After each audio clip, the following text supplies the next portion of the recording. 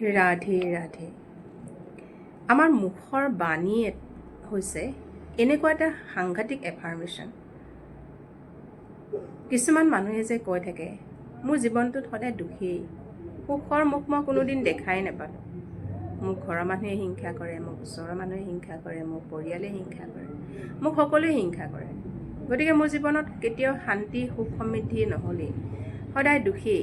এই আমি যে মনৰ পৰা হাইটো কৈ থাকোঁ ন, আমি কেতিয়াও মুখত আমাৰ সেইটো হাঁহিটো বা যিটো আমি মানুহৰ আগত দেখাব লাগে, তোমাৰ যিমানেই দুখ হওক, যদি তুমি সেই দুখটো অনুভৱ নকৰা তেতিয়াহ'লে সেইটো তোমাৰ একো নহয়। কিন্তু যদি তুমি সদায় সেইটোতে লাগি থাকা যে সদায় দুখ অশান্তি, মানে মুখেৰেদি আমি যিটো বাণী প্ৰকাশ কৰি থাকোঁ ন, সেইটো হৈছে আমাৰ এফাৰ্মেশ্যন। সেই এফাৰ্মেশ্যনটো আমি নিজে নিজে কৈ আছোঁ, কাৰণ মাতি আছোঁ। মই মোৰ নিজৰ কাৰণে মই মাতি আছোঁ যে মোৰ দুখেই হৈ আছে, কাৰণ দুখ হৈয়ে আছে ইমান দিনে। আৰু মই দুখটোক কি কৰিছোঁ, মই আমন্ত্ৰণ কৰি আছোঁ যে তুমি আৰু আহা মোৰ জীৱনলৈ। মানে আমি সেইটো চাৰ্চ কৰি থকা নিচিনা হৈছে। মাতি মানে কথাখিনি আমি বাণীৰ দ্বাৰা যেনেকৈ কৈ আছোঁ, সেইখিনি আমি নিজৰ গালৈ আৰু যিমানখিনি মানে দুখ বৰ্তমান আছে তাতকৈ আমি অধিক আৰু আমি আমাৰ জীৱনৰ প্ৰতি আমি নিজকে আকৰ্ষিত কৰি আছোঁ। সেই এফাৰ্মেশ্যনটো আমি নিজে নিজে দি আছোঁ। কাৰণ আমি যেনেধৰণে সেই কথাটো কওঁ, আমাৰ জীৱনত সেইখিনি অতিকৈ প্ৰভাৱ পৰে। কাৰণ বাণী হৈছে এনেকুৱা এটা বস্তু, সেই বাণীৰ দ্বাৰা সংসাৰ তৰে বুলি কয় আৰু সংসাৰ ভাগেও বুলি কয়। কাৰণ আমাৰ যেতিয়া সংসাৰত কি হয়, কাজিয়া পেচালৰ সৃষ্টি হয়, কিছুমানৰ সংসাৰ ভাগি যায়, অৰ্থাৎ বিবাহ বিচ্ছেদ এনেকুৱা ধৰণৰ কাৰ্য হয়। কিহৰ কাৰণে হয়? এই মুখখনৰ দ্বাৰা, এই বাণীৰ দ্বাৰা যদি আমি মুখখনে বেয়া কথা নকলোহেঁতেন, তেতিয়াহ'লে যিমানেই দুখ হওক, যিমানেই কষ্ট হওক, সংসাৰখন আমাৰ অটুট থাকিলে হয়। কেতিয়াও আমাৰ সম্পৰ্কত ব্যাঘাত নঘটিলেহেঁতেন। কিন্তু আমাৰ সংসাৰত ব্যাঘাত কিহৰ কাৰণে ভাগে? আমাৰ সেই মুখৰ বাণীৰ দ্বাৰা, মুখৰ কথাৰ দ্বাৰা। এনেকুৱা কিছুমান সম্পৰ্ক দেখা পোৱা যায় যে পৰিয়ালকেন্দ্ৰিক সম্পৰ্ক, যেনেকৈ বছৰ বছৰ দিন ধৰি মাত বোলেই নাই। কিহৰ কাৰণে? এই মুখৰ বাণীৰ কাৰণে। গতিকে কিছুমান লোকে যে কয় কথা ক'লেই কিবা হ'ব নেকি? আৰে ভাই, কথাতেতো চব হয়, কথাতে মানুহে বঁটা পায়, কথাতে গতা খায় বুলি অসমীয়াত এষাৰ কথা আছে। গতিকে আমাৰ মুখৰ বাণীটো হৈছে এক নম্বৰ বস্তু। যিটো আমি অন্তৰৰ পৰা কৈ থাকোঁ, ব্ৰেইনে আমাক যিটো কৈ থাকে যে তুমি এনেকুৱা, তুমি তেনেকুৱা, তুমি তেনেকুৱা, সঁচাকৈ তুমি তেনেকুৱাই হ'বা। কিন্তু আমাক ব্ৰেইনটোৱে, তোমাৰ মনটোৱে তোমাক কোৱাই নাই যে তুমি পজিটিভত থাকা। তোমাৰ যিমানেই দুখ নহওক তুমি হাঁহি থাকাচোন, দুখে তোমাক পাত্তা পাব নাপায়। ধৰক আপোনাৰ বেমাৰ হৈ আছে, মোৰ বেমাৰেই হৈ আছে, মোৰ অমুকত বিষ, তমুকত বিষ। তুমি সেই বিষটো কি আৰু তুমি টানি আছা, তোমাৰ জীৱনলৈ তুমি টানি আছা। কিন্তু তুমি অকণমান ক'ৰবাত যদি দুখো পাইছা, বাদ দিয়া, বিষ চিকি আছে, মই চলি আছোঁ, বিন্দাছ চলি আছোঁ। তোমাৰ সেই বিষৰ বেমাৰ, যি বেমাৰেই হওক, তোমাৰ ব্ৰেইনত কেতিয়াও ক্ৰিয়া কৰি নাথাকে। তেতিয়া তোমাৰ বিষৰ অনুভৱেই নহয়। আমাৰ জীৱনত আমি সুখটো দেখি পোৱা নাই বুলি বহুত লোকে কৈ থাকে। সুখ আমাৰ জীৱনত নহ'লেই, নেপালোৱেই, নেদেখিলোৱেই। আৰে ভাই, তুমি সুখটো দেখিবা ক'ৰ পৰা? তুমি সুখটো তোমাৰ জীৱনত আহিব কেনেকৈ? তোমাৰ সুখ তোমাৰ কাৰণে ৰৈ আছে। ক'ত ৰৈ আছে জানানে? তুমি ঘৰৰ দৰ্জাখন খুলি চোৱা, সুখ যদি তোমাৰ কাৰণে ৰৈ থকা নাই। তুমি তোমাৰ ঘৰৰ গেটখন খুলি চোৱা, যদি তোমাৰ সুখ গেটৰ বাহিৰত ৰৈ থকা নাই। তোমাৰ সুখটো তুমি নিজে ল'বলৈ জনা নাই। কিহৰ কাৰণে জনা নাই? তুমি নিজে পজিটিভ হোৱা নাই, তোমাৰ চিন্তাধাৰা পজিটিভ হোৱা নাই। তুমি যিদিনাই পজিটিভ ভাইব্ৰেশ্যন তোমাৰ মন মগজত থাকিব, সেইদিনাখনেই তুমি দেখি পাবা যে তোমাৰ সুখ গোটেই বিশ্ব ব্ৰহ্মাণ্ডত সিঁচৰিত হৈ আছে। খালি তুমি সেই বিশ্ব ব্ৰহ্মাণ্ডৰ পৰা ল'ব লাগে। সুখটো আমি নিজে অনুভৱ কৰিব পাৰিব লাগিব।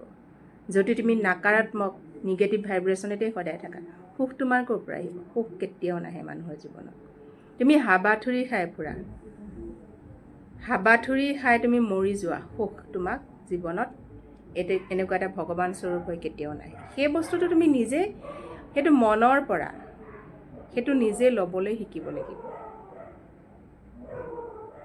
তাৰ কাৰণে আমি আমাৰ মুখৰ বাক্য আমি ভাল কৰিব লাগিব, নিজক ভাল কৰিব লাগিব, তেতিয়া তোমাৰ সকলো ভাল হ'ব।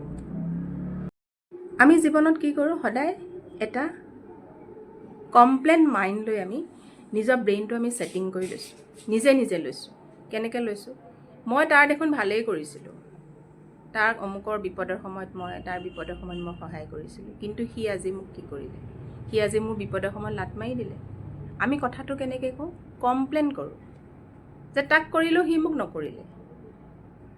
মই ওচৰৰ কাৰোবাৰ এটাক ভাল কৰিলোঁ, সি দেখোন মোক ভালেই নকৰিলে। তুমি যদি সেই কথাষাৰ ওলটাকে 10জনৰ আগত কোৱা, তেতিয়াহ'লে সেইটো তোমাৰ কমপ্লেইন হ'ল। কমপ্লেইনটো দিলা, তাৰ এগেইনষ্টত তুমি কথাষাৰ ক'লা, সেইটো কমপ্লেইন হ'ল। সেই তুমি যিখিনি সহায় কৰিছিলা সেইটো তোমাৰ নিগেটিভ এনাৰ্জি হৈ তোমাৰ আকৌ বডিতে আহিলে, সেইটো এফাৰ্মেশ্যন হৈ আহিলে তোমাৰ বডি। এনেকুৱা এজন মানুহ আপুনি দেখুৱাই দিব পাৰিবনে, যি মানুহক আপুনি সহায় কৰিছে সেই মানুহৰ পৰা আপুনি কেতিয়াও সহায় নাপায়। সদায় এইটো কথা মনত ৰাখিব লাগে। আপুনি কাৰোবাক সহায় কৰিছে, সেই মানুহজনৰ পৰা যে আপুনি আকৌ ৰিটাৰ্ণ আপুনি হেল্প পাব, সেইটো কেতিয়াও ভাবিব নালাগে। আপুনি হেল্প কৰিছে তাতেই ষ্টপ, কাৰোবাক আপুনি হেল্প কৰিছে ষ্টপ। কিন্তু সেইটো আমি ৰিপিট কৰি থাকিব নালাগে, মই তাক সহায় কৰিছিলোঁ বা কৰিছোঁ, ৰিপিট কৰি থাকিব নালাগে। তুমি যে সহায় কৰিছা সেইটো তোমাক কোনে দেখিছে, 10জনে দেখিছে, 10জনে আওকাণ কৰিছে, কিন্তু তুমি কৰা ভাল কৰ্মটো হিচাপ নিকাচ ক'ত হৈ আছে, ওপৰত হৈ আছে। তুমি যে সেইটো ভাল কৰিছা, তুমি মানুহৰ পৰা তুমি সন্মান বুটলিব নালাগে, মানুহে তোমাক সন্মান কৰিব নালাগে, তোমাক মৰম কৰিব নালাগে। তোমাক কোনে মৰম কৰিব লাগে, ভগৱানে মৰম কৰিব লাগিব। তুমি কৰা ভাল কৰ্মৰ হিচাপ যেতিয়া ভগৱানে ল'ব, তেতিয়া তোমাৰ ওপৰত ভগৱানৰ ব্লেছিংছ আহিব। তোমাক সেই ব্যক্তিজনে সহায় নকৰে, কিন্তু যাক তুমি সহায় কৰিছিলা, তুমি যেতিয়া বিপদত পৰিবা তেনে তুমি আন কাৰোবাৰ পৰা তুমি সহায় পাবা, আন বেলেগে তোমাক সহায় কৰিব। সেইটো কিহৰ কাৰণে হয়, যদি তুমি প্ৰকাশ নকৰা, প্ৰকাশ নকৰিলে তোমাক ভগৱানে তেনেকুৱা এজন দূত পঠিয়াই দিব যে তোমাৰ বিপদৰ সময়ত তোমাক উদ্ধাৰ কৰিবলৈ।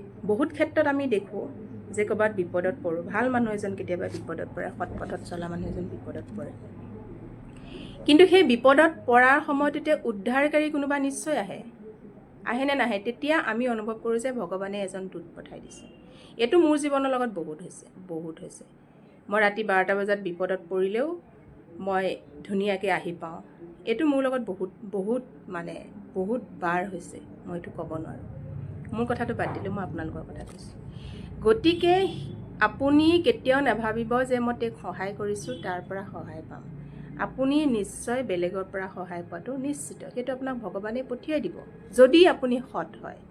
কিন্তু যদি আপুনি কমপ্লেইন মুডত থাকে, সেইটো কিন্তু আপোনাৰ আকৌ বেলেগ এনাৰ্জি আপোনাৰ বডিত ক্ৰিয়েট কৰিব।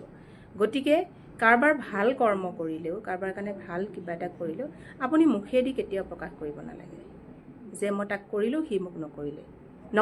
নটো মানে সদায় নিগেটিভতে আহে, কৰাটো সদায় পজিটিভত আহে। কৰাটো আপোনাক বেলেগে দেখিব নালাগে, আপোনাৰ দেখা লোক আছে, আপোনাক ভগৱানে দেখি আছে। গতিকে তেওঁত আপুনি অৰ্পণ কৰি থৈ দিব লাগে। যদি আমি কমপ্লেইন মুডত থাকোঁ, আমি জীৱনটো সদায় কান্দিয়ে থাকিব লাগিব, কমপ্লেইনেই কৰি থাকিব, কমপ্লেইনেই আমাৰ জীৱন শেষ কৰি দিব। কিন্তু যদি আপুনি গ্ৰেটিটিউড মুড এটা লৈ থাকে যে মই নিজে ভাল, মোক সকলোৱে ভাল পায়, মোক মৰম কৰে সকলোৱে, যিয়ে হিংসাই কৰক, যিয়ে কৰক, কিন্তু আপুনি এইটো মনত ভাবিব লাগিব যে তেওঁ মোক ভাল পায়, কাৰণ তেওঁক আপুনি ভাল পায়। আপুনি তেওঁ বেয়া চিন্তা নকৰে, তেখেতে আপোনাক বেয়া পাওক, কিন্তু আপুনি যদি বেয়া চিন্তা নকৰে, তেতিয়াহ'লে যদি আপুনি ভাবে তেওঁতো মোক ভাল পায়, গতিকে মই সুখী, ময়ো ভাল পাওঁ, সেইটো আপোনাৰ গ্ৰেটিটিউড মুড এটা লৈ যদি আপুনি থাকে, তেতিয়াহ'লে আপুনি ব্লেছিংছ পাব। কমপ্লেইন মুডত কেতিয়াও থাকিব নালাগে যদি আপুনি জীৱনৰ লাইফষ্টাইল সলনি কৰিব বিচাৰিছে। ধৰক আপুনি কিবা এটা বস্তু পোৱা নাই, আপোনাৰ জীৱনত কিবা এটা আপুনি ভাবি আছিলে যে মই এই বস্তুটোৰ কাৰণে মই বহুত আশা কৰি আছিলোঁ, এক্সামত পাছ কৰিবলৈ, চাকৰি এটা পাবলৈ, কিবা ভাল আপোনাৰ কৰ্ম এটা কৰিবৰ কাৰণে আপুনি এটা সপোন পুহি ৰখি আছে, কিন্তু সেই আপোনাৰ সপোনটো সেইখিনি সময়ত আপোনাৰ নহ'ল। তেতিয়া আপুনি কি কৰিব? আপুনি হতাশাত ভুগি যাব। আপুনি সেইখিনি সময়ত যদি হতাশাত নুভুগি আপুনি এনেকৈও ভাবিব পাৰে, মোৰ কপালতে নাছিলে, কপালত নাছিলে, গতিকে ভগৱানে যি কৰিলে ভালেই কৰিলে, মোক সেইখিনি সময়ত সেই বস্তুটো মোক দিয়া নাই। তাৰমানে ভগৱানে এইটো নহয় যে আপোনাক বেয়া পথত নিব, বেয়া কিবা এটাত নিব। সেইখিনি সময়ত আপোনাক সেই বস্তুটো ভগৱানে এইকাৰণে দিয়া নাই যে আপোনাক ভগৱানে তাতকৈ এটা বেটাৰ অপৰচুনিটি দি আছে, তাতকৈ বহুত ভাল। আপুনি সেইটোত যদি ভগৱানক ধন্যবাদ বাৰে বাৰে দি থাকে যে হে ভগৱান, তুমি যি কৰিলা ভালেই কৰিলা, মোক এইটো কাম নিদিলা, তুমি চাগে মোক আৰু ভাল কিবা এটা দিবা, সেইকাৰণেহে তুমি মোক এইখিনি কষ্ট খোৱালা। তাত যদি আপুনি সদায় বাৰে বাৰে ভগৱানক ধন্যবাদ দি থাকে, তেতিয়া ভগৱানে আপোনাক সেইখিনিয়ে দিব, সেইখিনি ব্লেছিংছে দিব যে মই এইটো কামটো নিদিলোঁ, গতিকে মই আৰু ইয়াতকৈ বেষ্টৰো বেষ্ট কিবা এটা এই মানুহজনলৈ বা মানুহজনীলৈ মই পঠিয়াব লাগিব। গতিকে ভগৱানে সেইখিনি আপোনাক কৃপা নিশ্চয় কৰিব। গতিকে আমি সদায় এটা গ্ৰেটিটিউড মুড লৈ থাকিব লাগে যে নোপোৱা আমি দুখটো কেতিয়াও লৈ থাকিব নালাগে, নেপালেও আমি পোৱাৰ আনন্দৰ নিচিনাকৈহে আমি জীৱন যাপন কৰিব লাগে। তেতিয়া আপুনি চাব আপোনাৰ লাইফটোত দুখ নাই, দুখ একো নাই। নোপোৱাৰ দুখটো কেতিয়াও কৰিব নালাগে। আৰু পোৱাৰ যিটো সুখ সেইটো কিন্তু অকলে ল'ব নালাগে, সকলোৰে লগত আপুনি সমানে ল'ব লাগে। আপুনি যিটো বস্তু পাইছে সকলোকে বিলাব লাগে। কাৰণ আপোনাৰ যি সুখ হৈছে বুলি অকলে আপুনি এনজয় কৰিব সেইটো নহয়, সকলোৰে লগত আপুনি সমানে শ্বেয়াৰ কৰক, তেতিয়াহে আপুনি সেইটো এটা এক্সট্ৰা ব্লেছিংছ আপুনি পাব। আমাৰ সমাজত আমি যি আশে পাশে আমাৰ ওচৰ চুবুৰীয়া হওক, যিটো চাৰ্কুলত আমি আছোঁ, আপুনি কেইজন ভাল কথা কোৱা ব্যক্তি পাব? আপুনি নেপায়। আপোনাক সদায় নিগেটিভ, সদায় না, এইটো নকৰিবি, এইটো কৰিলে বেয়া, সেইটো কৰিলে বেয়া, এইটো কথা ক'লে বেয়া। আৰে যদি চবেই বেয়া হয়, যদি চবেই কিবা হয়, তেনেহ'লে কৰিম কি? গতিকে বেলেগ কাৰো কথা শুনিব নালাগে। মুখৰ বাণীটো প্ৰথমতে ঠিক কৰক, মানুহক বেয়াকৈ কোৱাটো বন্ধ কৰক, নিজক সলনি কৰক, তেতিয়া দেখিব আপোনাৰ লাইফ সুখেই সুখ সমৃদ্ধি আপুনি চব পাই আছে। জয় শ্ৰীৰাম, জয় হনুমান।